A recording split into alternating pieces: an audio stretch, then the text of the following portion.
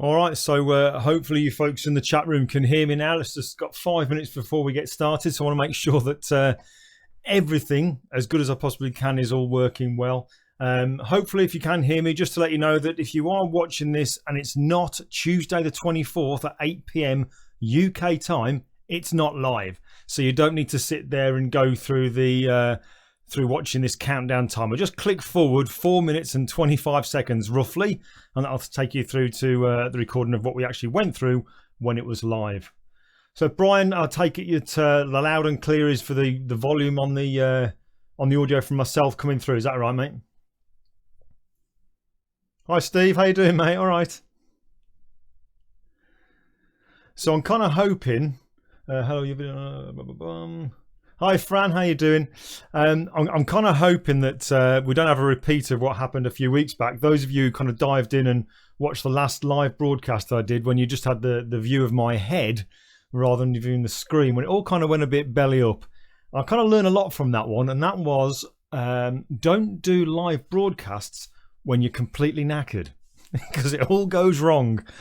Those of you who were here, you probably remember that I also stopped it and restarted it, thinking that we'd have two separate live broadcasts there that I could then get rid of the rubbish one and leave the best one up there. But YouTube, being its own kind of wise self, decided to put the two together. So we ended up with people seeing what went wrong, and I was getting loads of emails from people, or messages rather, people saying, we can't hear you, all we can see is your head, and so on. So that's why, if you're wondering why I got rid of it. Hi Deb, how you doing? Thanks for joining. Who else we got here? Jeffrey Cohen, Mike Williams. Hi Mike. Mike from the West Australia. It's 4:50 a.m. but I made it. Mike, what on earth? I really hope you've got insomnia and you didn't set your alarm for this, mate, because that is seriously hardcore. David Parry, hi Glyn He, perfect in Canada. Cheers, David. Oh, so yeah, going to go through some things tonight. I'll kind of give you an idea before we start. Actually, what am I doing for time? 2 minutes 40 seconds. Just want to go through just a couple of the things that have come out since Adobe MAX, since some of the updates. I don't intend to keep you here for too long. Just want to go through a couple of things on selections, because I think those of you who maybe followed what I'm doing for a short while now will know I've got a little bit of a fetish for selections, and I like to kind of challenge myself a little bit. But the updates that have come out over the last few days, when the updates came out to Photoshop especially, there's some things in there which have really improved selections. So they really are. I don't know how they're doing it, but we're making it a heck of a lot easier. I don't know if any of you watched the actual live broadcast that came out or any of the recordings since Adobe MAX, but you'll have heard the word Sensei mentioned a lot. And this is all new technology that's been brought into all of the apps across Adobe. Hi Steve, hello mate. All the apps, eventually it'll be there, and it's kind of like artificial intelligence. And when you see what this thing can do, it is insane. Selections are going to be a kind of thing of the past, because they demoed one thing. If you haven't seen it, definitely go back and check the videos. But they demoed one thing when they literally said, do a cutout. They actually said the words to Photoshop, cut this out, and it did it. It was insane. I mean, even at this stage, the cutout was looking absolutely fantastic. So there's a lot of exciting things to come. I think some of these websites that we have, these companies that do specific cutting out and selection services, I think give it a couple of years, I think they're going to be going under. Nobody will need them with what's coming out. So it's very, very exciting stuff. Deb, yeah, I'll put a link. I'll either put it in the actual video description once I've finished this, because I'll update the description afterwards, or I'll put a blog post up maybe tomorrow. In fact, it probably will be tomorrow actually, just to sort of say a little bit about Adobe MAX and some useful links in there. But if you do get the chance, definitely go back and check some of the recordings that they did from certainly the keynotes. We had 2 keynotes, really, really impressive stuff. And look out for something called sneak peeks. Hopefully, if everything runs okay with this tonight, when it gets to 30 seconds, you should start, put my teeth in, you should start to hear some music starting. That gets louder as we get closer to the end of the countdown, and then we should be going live. So all being well, I'm not feeling tired tonight, so I can't really blame it on that if anything goes wrong. So fingers crossed, everything will run smoothly. So when we get to about 10 seconds, I'll shut up, let it crack on, and then you should see me nice and big on the screen. So I'll see you very soon.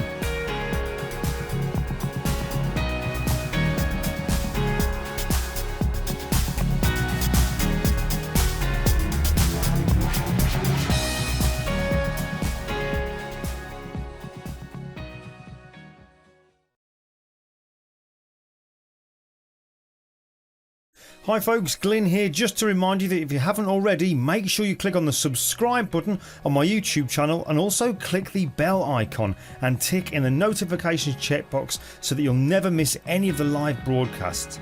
That's just a great and free way of showing you like the channel. Also, over on my website at glindewis.com, click on the newsletter menu item to join my email group and download your free ebook called How to Develop Your Style. Fill in your email address, first name and family name, and then click on the subscribe button. And finally, add me in and connect over on Instagram by finding me with the username @glindewis.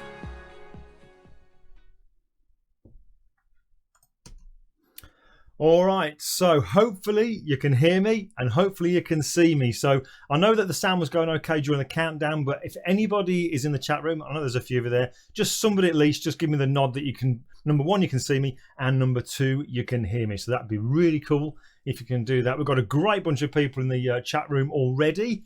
Some of them have been there since way back. I think I actually checked this about 2 hours ago before we started.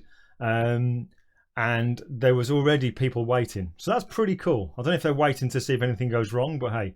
So can I just check then? Just give us a thumbs up, something like that in the chat room, just to let us know that you can see it. Dan Rhodes, all good, my England. Dan, thank you very much, mate. Well, best we get cracking then. I've got my list of things that I want to go through here, so we're going to take it nice and steady, make sure that everything runs smoothly. But you can probably tell by my voice, I've not had that many coffees. It's all in sync as well. Cheers, Fran. I've not had that many coffees tonight, but I'm still kind of up there from Adobe MAX. I don't say this lightly, but my God, if you ever get the chance to go to Adobe MAX, do it. It is seriously good. I can't even begin to put into words how good that event was, but it ran so smoothly. There was so much going on. It's completely mind-blowing, and you think that's for 12,000 people minimum. That's 12,000 people who had signed up prior to the event, not counting other people who had turned up as well. 12,000 people, and it ran like clockwork. But my God, my head was completely blown. Even more so when it gets to the breakfast and the lunchtime, and you go into this big room in the arena, and there are tables and chairs as far as the eye can see. Everybody gets lunch. Crazy, absolutely crazy, but it was really good. I want to just say before we move on as well, let's get me water, a huge thank you to my best mate Dave Clayton. Dave and I always share rooms when we go share a room when we go away. It's just good fun, and we had a lovely room that Adobe had booked us into in the Palazzo, and I always am, doesn't matter how many times you do presentations, I always get nervous, so on the sessions that I had, I set my alarm for 3:30 in the morning.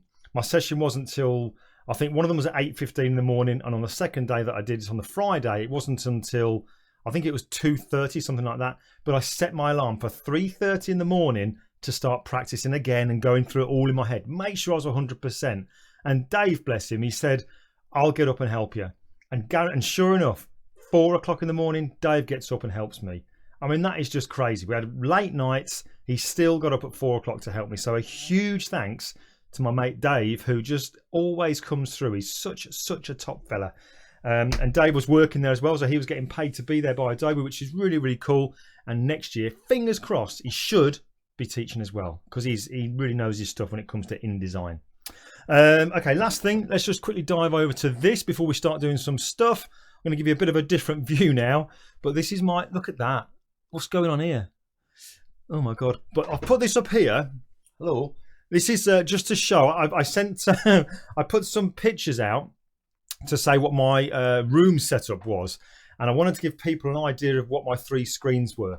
The screens I'm using, actually, let's just go back to that again. Actually, the screens I'm using are Benq monitors. This is purely because I was asked about it.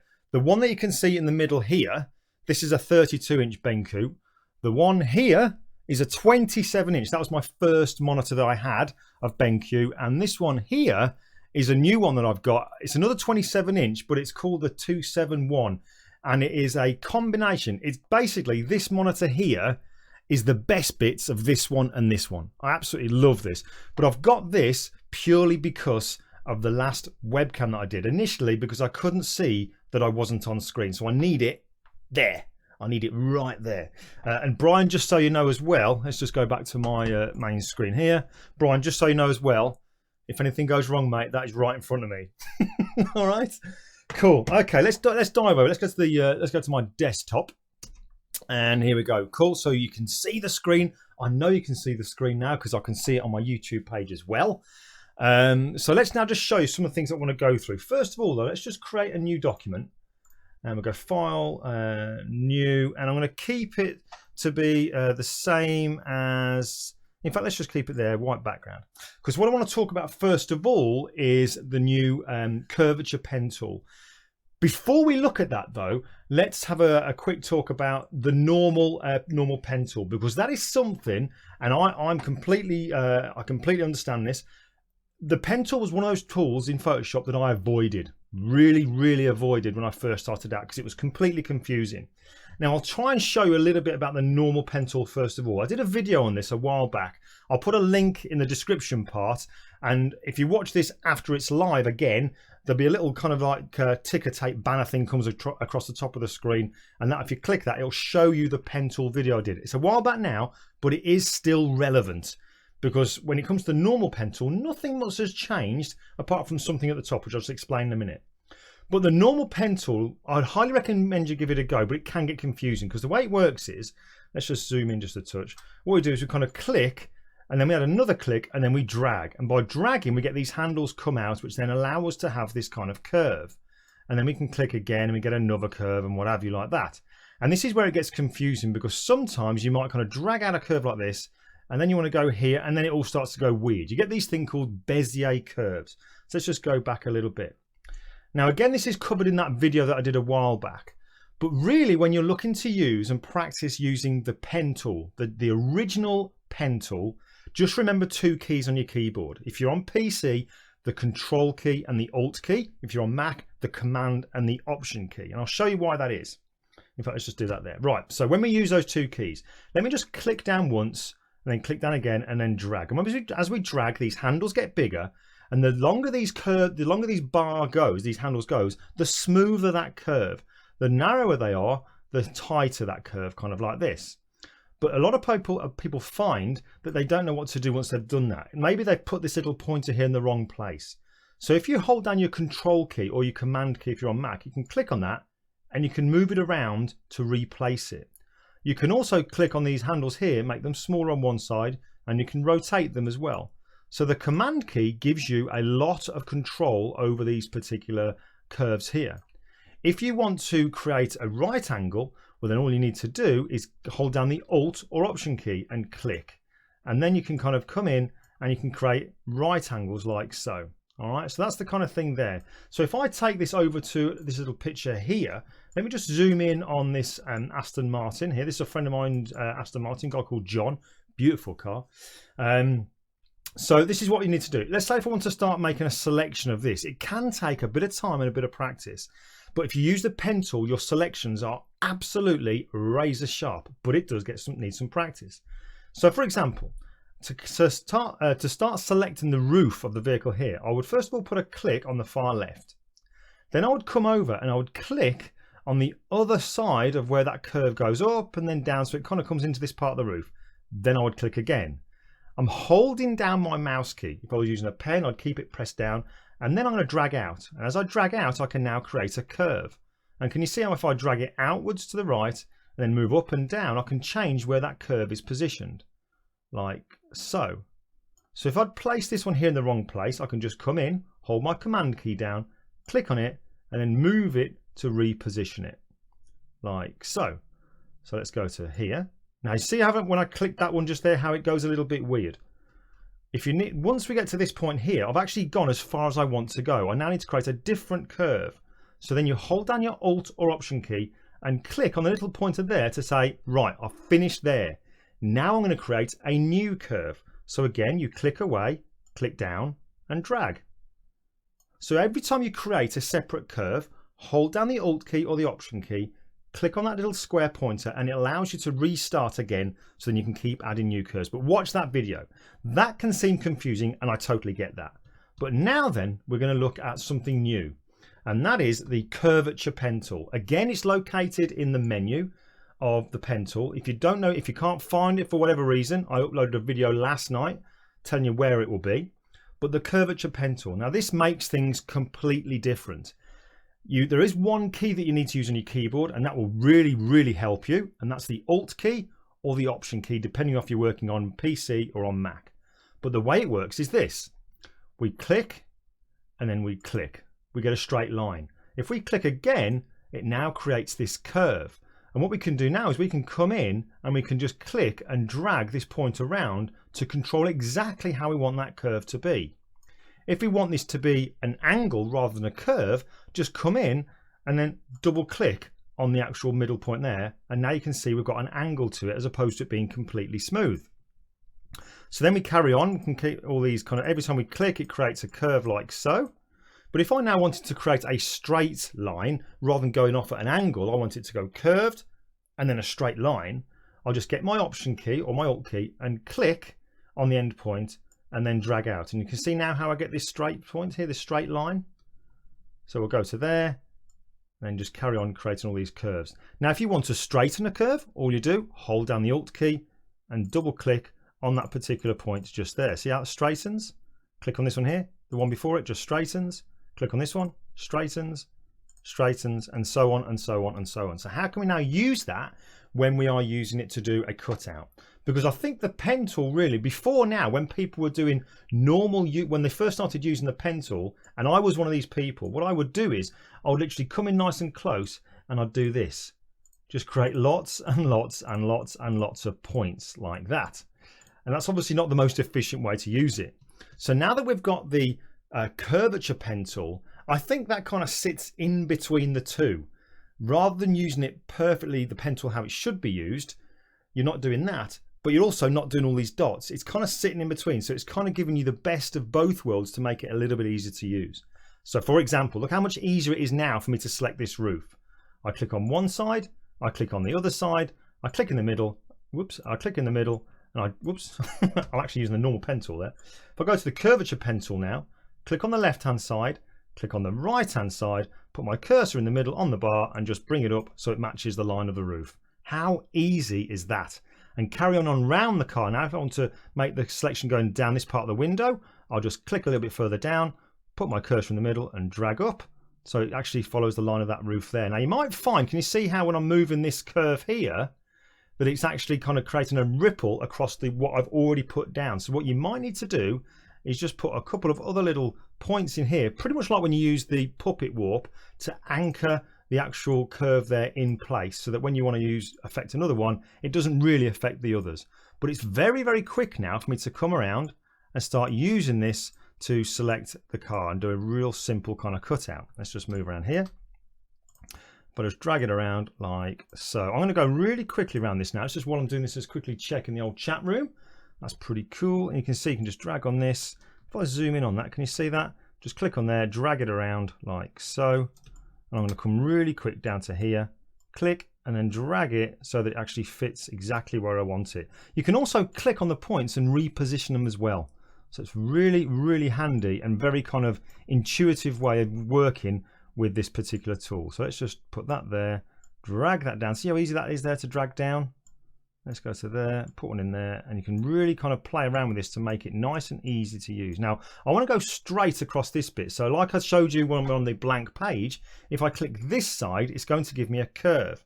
But if I hold down the Alt key and click, it's actually going to put it, if I just put that one on here, if I press there and I press there, it's actually straightening it now so I can actually go follow the line of the car as well. So let's just very quickly just come down to here.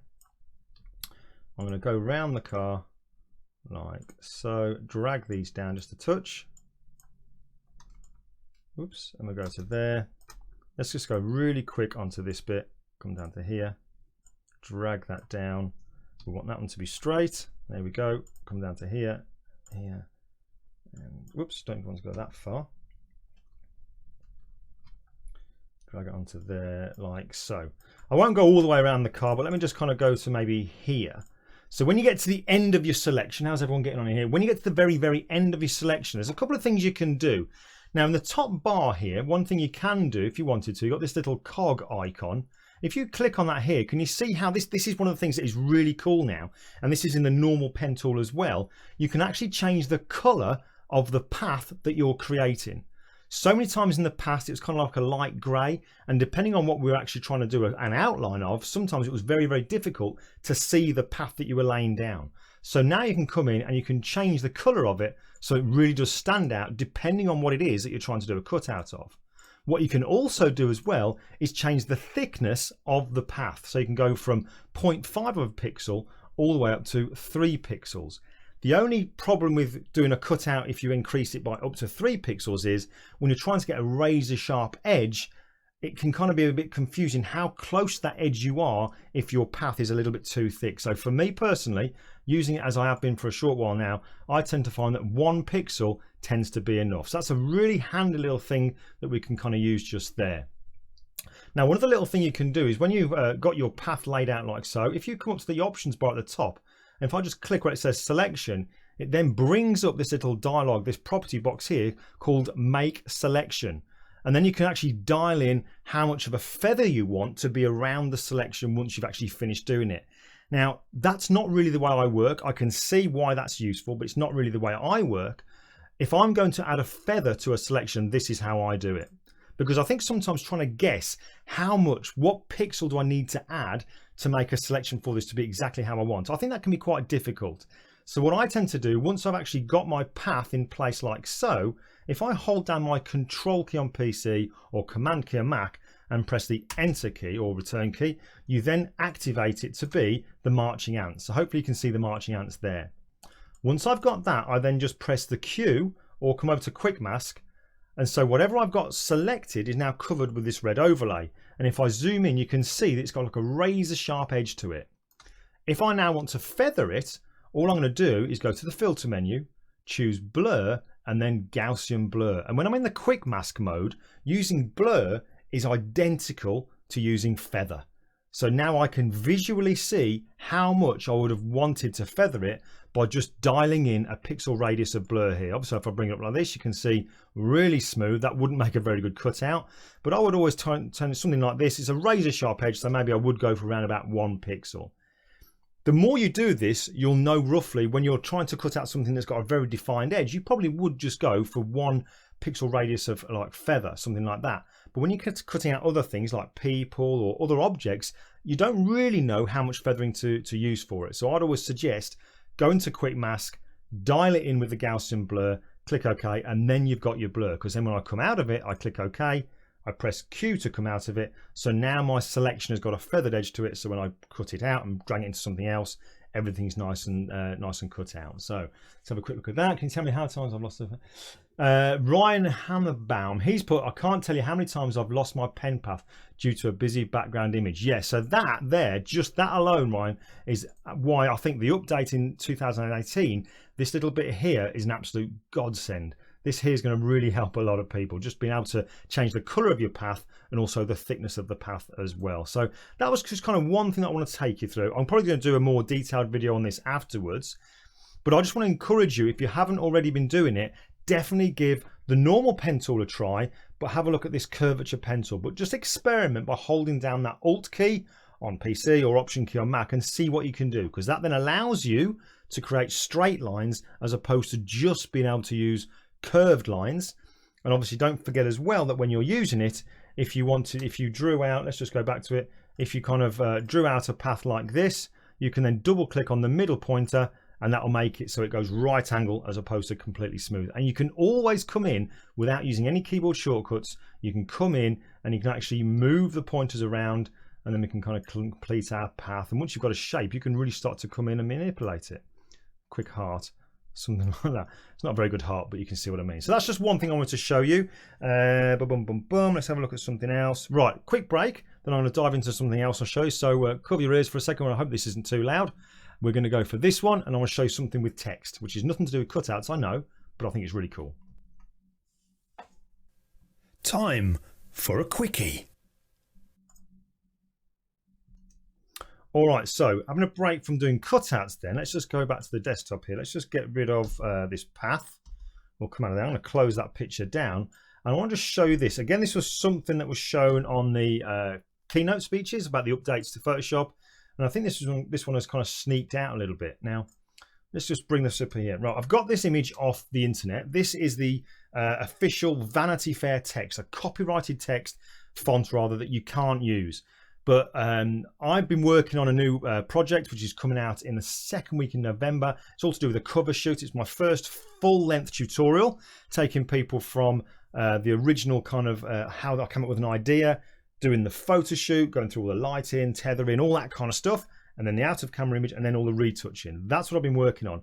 And for the actual box design that I'm going to be putting on the website, the new website, which is coming out, thanks to my mate Eric, I want to kind of make it look a little bit kind of Vanity Fair-y kind of thing. So I wanted this kind of font or something similar. And I'm always asking Dave, what kind of font is that? But we wanted to get something similar to this. So here was something that I thought was really cool that came out as well. When you've got a font open up in Photoshop, a picture with something that's got text on it. This is just a screen grab of something that I saw on screen. But let's say you took a picture of a magazine or a book or a poster, and you open that up in Photoshop.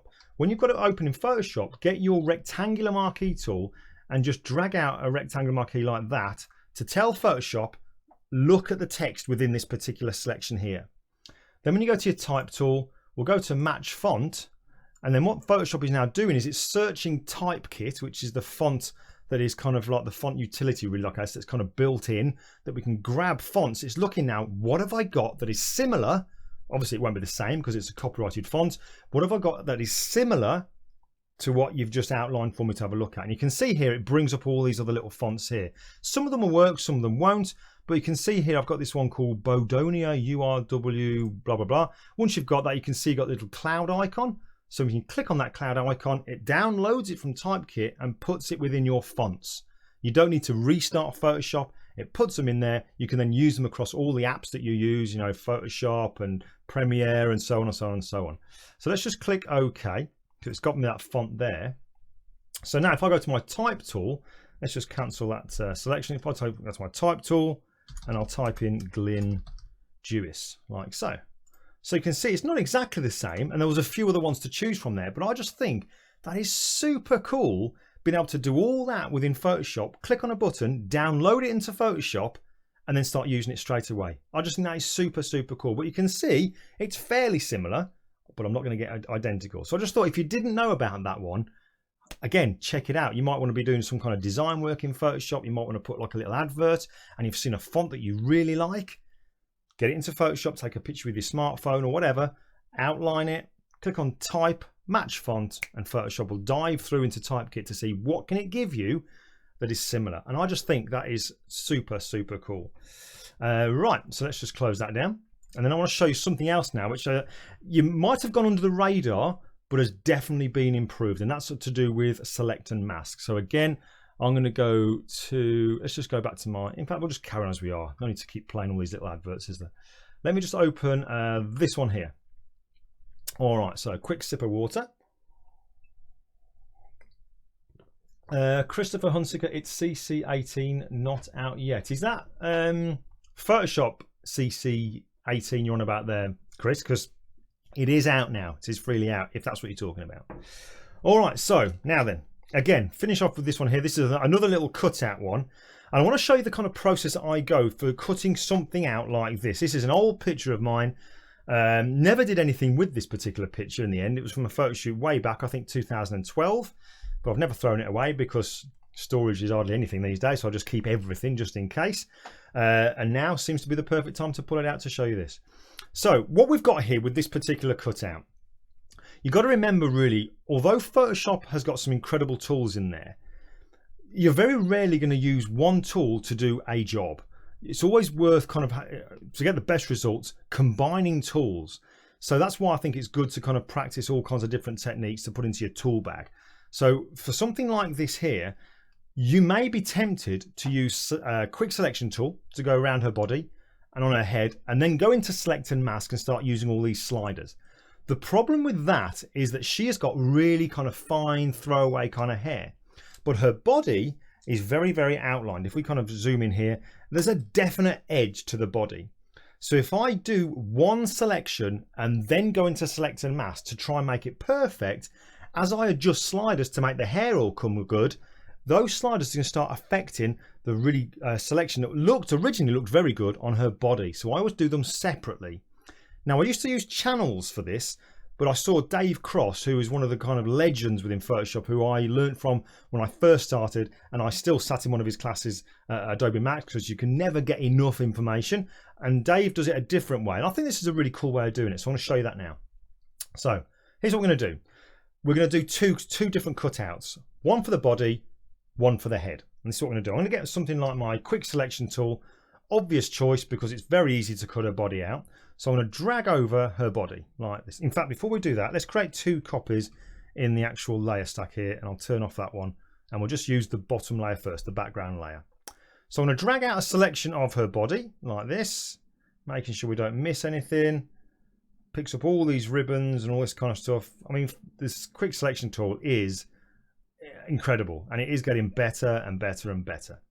So it looks like I've got it all in done there, and you can see that if we look at where I've gone across, I've just kind of gone across the bottom round about her chin across to the other arm there, because the rest of it, all this area at the top, is what I'm going to do with the second selection. Once I've got that there, that's looking pretty good. All I'm going to do now is just add a layer mask. So there is my first selection. Okay, so now what I'm going to do is turn on the other layer, and this is where I'm going to cut out the head and all the hair. So again, I'm going to use the quick selection tool. So I drag around her head. Let's just do this really quickly first of all, like so. But when you do this, as a little tip to really help you get the best results out of this, is if I zoom in, can you see here how we've got the marching ants going round down the outside of her head just here? You can see in between the hair, you can see that grey background coming through. You don't want that, okay? So what you want to do, go look around the head and see where can I see the background, whoops, where can I see the background coming through? You don't want to see it, so while you're using your quick selection tool, hold down your Alt key on PC or Option key on Mac and drag to take back that area. You don't want to include that in your initial selection. So that's taken it off there. I'm going to hold down my space bar now, click and drag around. And I can see now at the top, a little bit of that background coming through. So again, Alt or Option key, click and drag so that we don't have any of that grey background coming through. And I'll do this all the way around the head, like so. Whoops, we can actually include a little bit more of this, like so. Include that part of her head. That's looking good, like that. Anywhere else we can see the background coming through just down here as well. So let's just take that off just there. All right, so you can see there now we've got the selection going around the inside of the hair. None of the background is showing through. So what I'm going to do, somebody said here, Ernest Verbung, is that Nadine? Yes. Yes, it's Nadine. All right, so now that we've done that, I'm going to come to select and mask at the top of the screen. Now, when you first come into this, since the update 2018, you're not really going to see much of a change. The change here is pretty much under the hood. Okay, it has been improved. The algorithm has been improved. It must have been for me to now use it, because if you've seen previous videos when they first introduced this, I hated select and mask. I absolutely hated it. I would always do that cheeky shortcut to get refine edge. Now I'm loving select and mask. Little tip as well when you're doing it, don't go straight into select and mask. Make a selection first and then go into it. If you try to do all your selecting within select and mask, it gets a little bit crazy. I can't manage that. All right, so now we're here then. Let's have a quick look here. What I'm going to do, Oscar Obians, yes, you could use the lasso mask as well. You could do that, absolutely. I'm going to click on here, Smart Radius, and because she's got all this fine hair, I'm going to take the radius way up. Let's pump it way up, and you can see that Photoshop now is looking to see, what have I missed? What can I include? And it starts to drag it out. In fact, let's just go for a different view. I'll go for, I'll go for on white, and I'll bring up the opacity just there. Something like that. Now I tend to do it like they call it onion skinning, don't they? So you can actually see just a little bit through it, so you can see now all the extra stuff that we need to include. So I'll take up the radius way up, like so. Let Photoshop do a little bit of computing. You can probably hear the hard drive and all the fans starting to kick in, but it's pretty good already. I tried this picture on the earlier select and mask, and it was no good at all. So now that I've got that, I'm going to come over to the left hand side here. I've got the refine edge brush tool, and then all I'm going to do is start coming in and painting on the actual hair here that I can see through that onion skinning, like so. And this is vastly improved, absolutely vastly improved. In fact, looking at it just up here, I think I've included just a little bit of that grey. Oh, no, I haven't. No, I thought I'd included some of that grey background in there like that then. Let's just quickly paint on some of these hairs here. I'm going to obviously do this one really quickly, but hopefully this will give you a kind of an overview of that this has definitely improved, like so. So let's just bring up that opacity just there. So that's looking pretty good. Now there are some areas, if I go to what you would normally kind of associate with a mask, if we go to the black and white view, you can see some of the areas here, beautiful fine hairs. I mean, that is just insane how good that is. But then we've got some of the hair here which isn't kind of hasn't got gaps through it. That needs to be solid white. So we'll cover that in a moment. Again, don't expect one tool to be the perfect fix. Combining tools is what it's all about. All right, so now that we've got that, I think that's pretty much as far as I'm going to go. So let's go back to the on white view and we'll take down the opacity so we can see a little bit of that coming through there. That's done such a good job. Now at the bottom, output 2. Whenever you do cutouts, always use a layer mask. Okay, if I'd known that 10-12 years ago, I'd have a proper bouffant now, but unfortunately not. So you always use a layer mask. So I'm going to click here at the bottom where it says output 2. I'm going to choose layer mask and then click OK. So now we seem to have our 2 cutouts. There's a few bits. Now this is a perfect example now as to why I use a layer mask. Can you see here how I've completely missed this bit here? I didn't even select that bit. Great thing is I can come over to my layer mask. See, this is the layer mask. This is the bit I'm missing. And all I need to do is just get a brush, a normal brush, white foreground colour. You can see hopefully over in the layers panel, I'm now active on that layer mask. It's got like a frame going around it. And all I'm going to do is paint in here. See how that's kind of filled that in? If I hadn't used the layer mask, I'd have to go back and redo that selection again. So layer masks are definitely the way to go. But if we kind of like zoom around this one now, let's have a look around this. You can see now, look, see this hair here? It's picked it all up, but it's kind of transparent and a little bit see-through. So we need the density building up into that one there. So here's what we can do. We can look at the layer mask. This is the area that we need to work on. Now, you may have seen this in previous videos, but you're going to get a brush. You could paint with a normal white brush. Let's just make it a little bit harder. If it's too soft, it's going to spill over and be very hard to control. So I'll increase the hardness just a little bit. And then we can start to paint it in. That's all well and good until you start getting to the edges, when then you can't kind of control how far over you go. So then you want to use a blend mode. So in the top, when you're using the brush with the white foreground color, go to the options bar and change it to overlay. So now your brush will only affect the gray pixels. But don't do this in the layer mask view. Go back to your picture. So what I'm going to do is hold down the Alt key or Option key, click on the layer mask to get my normal view back.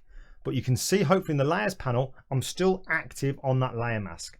So now what I'm going to do is, all I'm going to do is just come in with this brush and start painting on the areas that need to be made a little bit denser around here. Now, if I kind of just went crazy with this and used the brush just willy-nilly and use that overlay blend mode, the danger is that I could start to bring back some of that grey background, because that's bound to be sneaking its sort of self in there somewhere. In fact, let's just add a layer below here just so we can see what we're doing, and I'll fill that. There we go. So now I can see what I'm doing. So we get the brush and we can start to come in and paint over the areas that need to be a little bit denser, so that we're going to go, whoops, not too far there. We don't want to do that, like so. Like here.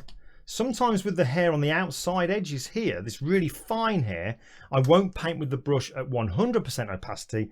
I'll maybe take it down to something like 50-ish, something like that.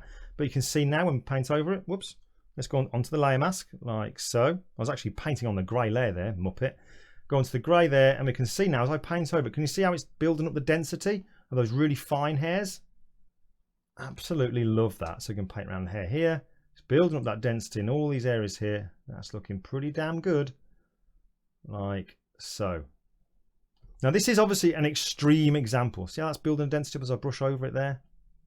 In fact, I'd keep brushing over that until it got to the point that I started to see maybe the background coming through. If it did, then I'd just back off. I'd kind of like go back one step. But hopefully you can see that that's done a pretty good job. So let's have a quick look at, in fact, I'm going to create a merge layer.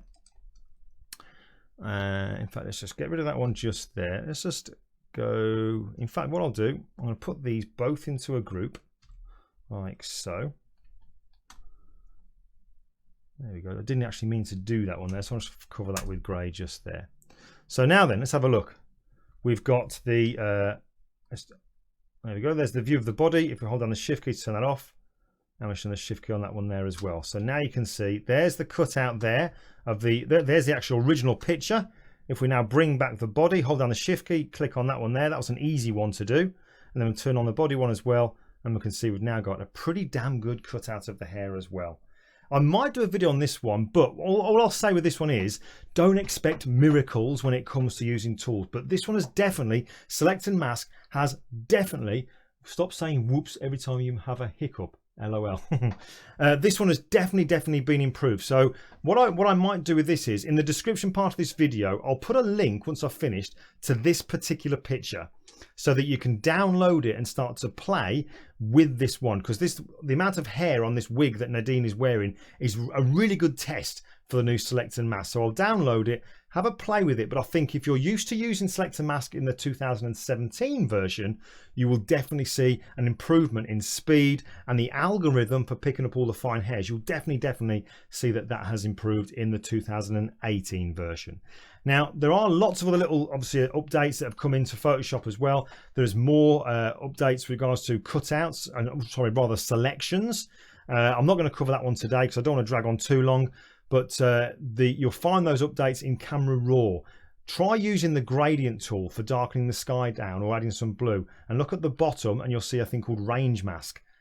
Have a play with that. It is absolutely superb. Absolutely superb for making selections all within Camera Raw. It's also in the new Lightroom CC, but not Lightroom Classic. But if you're going to use RAW images, get them into Camera Raw and play around with it just there as well. That's pretty much all I want to go through regards to tutorials. I was excited coming back from Adobe MAX. I want to just get something out to you, just to give you an idea of how I'm really excited about that new Curvature pen tool, because that's going to allow people who don't know how to use the pen tool, they've shied away from it. That's going to allow them now to get used to using a pen tool of sorts to get razor sharp cutouts.